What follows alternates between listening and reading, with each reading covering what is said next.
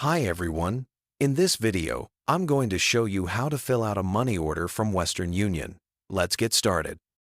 First, you'll notice the money order has two sides and includes a receipt at the bottom that you can detach and keep for your records. There are 4 sections to complete, but only 3 are required. Start with Pay to the order of. This is where you write the name of the person or company receiving the money order. Next, fill in the purchaser's address section with your complete address as the buyer of the money order. Then sign the purchaser's signature line to validate the money order. The recipient will need to endorse the money order on the back by signing their name, just like with a check, before depositing or cashing it. Always keep your receipt portion in case the money order gets lost. This is your proof of purchase to recover your funds. Remember to treat this like writing a check, but with the added security features of a money order.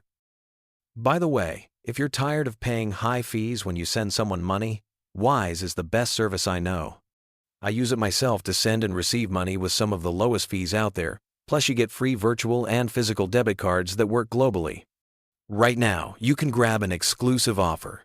Your first transfer up to $800 is completely free with 0 fees.